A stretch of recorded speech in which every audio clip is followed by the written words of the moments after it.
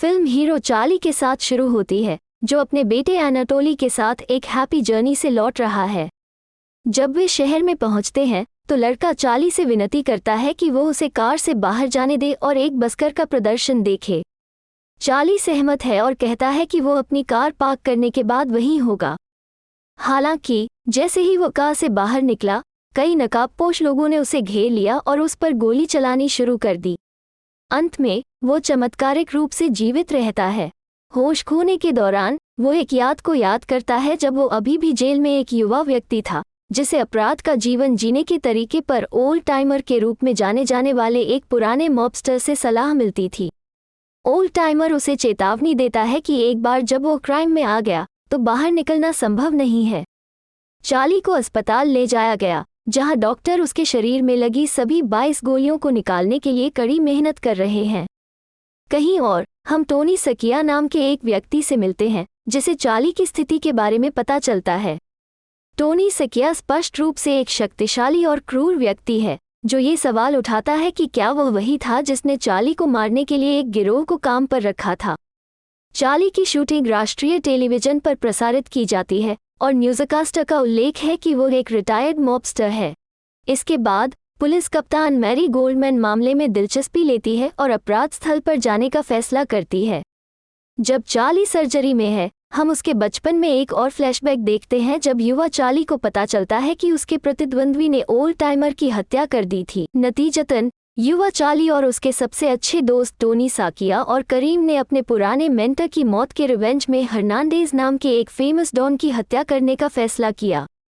युवक हमेशा दोस्त बने रहने की शपथ लेते हैं। वे बदला लेने में सफल होते हैं और माफिया की दुनिया में उनकी यात्रा शुरू होती है।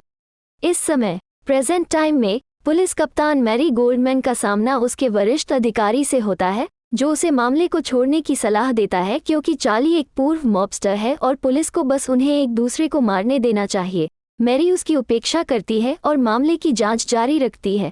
उम्मीद है कि उसके पति की मौत के लिए जिम्मेदार का पता चलेगा।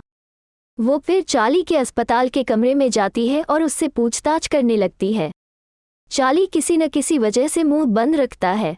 जब चार्ली के वकील मार्टिन और उसके भरोसेमंद दोस्त करीम और पैट कमरे में दाखिल होते हैं, वो मायूस होकर बाहर चली जाती है। कैप्टन मैरी रात में अपने बेटे को बिस्तर पर लिटा रही होती है जब उसे एक परेशान करने वाला फ़ोन आता है। वो रात भर शराब पीती है और वो अपने पति की मृत्यु का शोक मनाती है। इस बीच करीम स्पष्ट रूप से परेशान है और बदला लेने की प्रतिज्ञा करता है। दूसरी ओर मार्टिन उसे धैर्य रखने और चार्ली के कोमा से बाहर आने का इंतजार करने की सलाह देता है। करीम तब मार्टिन को चार्ली पर नज़र रखने और उसे अकेला न छोड़ने का निर्देश देता है। वापस अस्पताल में एक आदमी खुद को मेडिकल स्टाफ के सदस्य के रूप में भेस बदलता है और अंदर घुस जाता है। फिर वो अपनी बंदूक खींचकर चार्ली के कमरे में घुसता है और उसे कई बार गोली मारता है। गोलियों की आवाज़ सुनकर अस्पताल के कर्मचारी कमरे में पहुंचे और शव को देखा। पेशेंट हालांकि चार्ली नहीं है, क्योंकि कप्तान मैरी शूटिंग की घटना से पहले चार्ली को एक अलग कमरे में ले गई थी। ये घटना कैप्टन मैरी को अस्पताल के ठीक बाहर एक निगरानी दल तैनात करने के लिए प्रेरित करती है। अगले दिन टोनी चार्ली को देखने के लिए अस्पताल में प्रवेश करता है और वो अपनी राहत व्यक्त करता है कि चार्ली अभी भी जीवित है। जाने से पहले उसने चार्ली को एक ग्रीटिंग कार्ड दिया, जिसमें बताया गया कि पूरे अस्पताल में निगरानी कैमरे हैं और पुलिस अस्पताल के सामने एम्बुलेंस के माध्यम से उसकी निगरानी कर रही है। इसके तुरंत बाद करीम और मार्टिन अस्पताल में चार्ली से मिलने जाते हैं और उसे अपने साथ ले आते हैं। मैरी ने उनकी कार का पीछा करने का फैसला किया। ये देखने के बाद करीम को ये पता चलने में देर नहीं लगी कि उनका पीछा किया जा रहा है और वो तेजी से गाड़ी चलाने लगा। वो फिर एक फ्रेंड से हेल्प का रिक्वेस्ट करता है। करीम एक पुराने गोदाम के अंदर कार लाता है जहां टोनी का एक आदमी एक कुर्सी से बंधा हुआ है। अब जब मैरी उनका पीछा नहीं कर रही है तो वो स्पष्ट रूप से भयभीत है। चार्ली तब उसे बताता है कि जब तक वो सहयोग करेगा तब तक उसे कोई नुकसान नहीं होगा। वो स्वीकार करते हैं कि उन्होंने शूटिंग में भाग नहीं लिया, लेकिन चार्ली के सबसे अच्छे दोस्त टोनी ने उनके पीछे अपने लोगों को भेजा।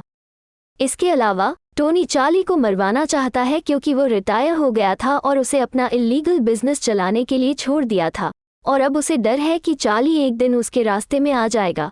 ये सब जानने के बाद चार्ली परेशान है। करीम उसे जल्द से जल्द टोनी को मारने की सलाह देता है, लेकिन चार्ली कन्फ्लिक्टेड है क्योंकि टोनी उसका सबसे अच्छा दोस्त है और वह अपने बचपन की शपथ को याद करता है। करीम तरस खाता है और मार्टिन चार्ली को घर ले आता है, जहां उसके परिवार द्वारा गर्मजोशी से स्वागत किया जाता है। करीम भी अपने परिवार के पास घर लौट आता है, लेकिन जब वो उस रात अपने अपार्टमेंट से बाहर निकलता है तो टोनी के आदमी उसका अपहरण कर लेते हैं। बाद में पता चलता है जिस व्यक्ति का पहले किडनैप किया गया था उसकी चार्ली को किडनैप करने की प्लान थी।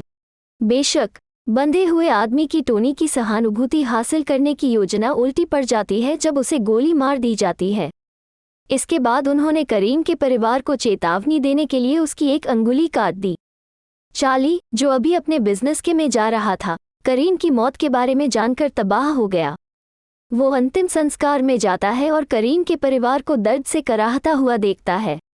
वो स्थल पर क्रोधित और उग्र हो जाता है और वो प्रतिशोध की प्रतिज्ञा करता है।